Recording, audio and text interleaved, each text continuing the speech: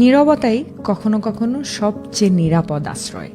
মানুষকে সবসময় নিজের দুঃখের কথা বলতে নেই, কারণ এই পৃথিবীতে সবাই বোঝার মতো বড় মন নিয়ে পাশে দাঁড়ায় না। কেউ কেউ একটু সহানুভূতির কথা বলে ঠিকই, আবার কেউ কেউ সেই কষ্টকে হাসি ঠাট্টায় উড়িয়ে দেয়। নিজের মনের ব্যথা কাউকে বলা মানেই হলো অনেক সময় নিজের দুর্বলতা দেখিয়ে ফেলা।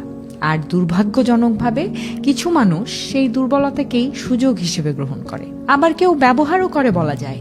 আমরা ভাবি কেউ বুঝবে, কিন্তু বাস্তবে সবাই নিজের কাজ আর জীবনের চাপ নিয়ে এত ব্যস্ত যে অন্যের কষ্ট গভীরভাবে অনুভব করার সময় খুব কম জনেরই থাকে।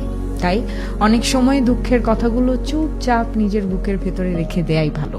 দেখবেন সময়ের সঙ্গে সঙ্গে সেগুলো ধীরে ধীরে হালকা হয়ে আসে, শব্দ ছাড়াই মিলিয়ে যায়। নীরবতা তখন কষ্ট লুকানোর জায়গা নয়, বরং এক ধরনের শক্তি হয়ে ওঠে। আর সেই নীরব মুহূর্তগুলোতেই নিজের মনই হয়ে ওঠে সবচেয়ে বিশ্বাসযোগ্য বন্ধু, যে না কাউকে বিচার করে, না উপহাস করে, শুধু চুপ করে পাশে থাকে।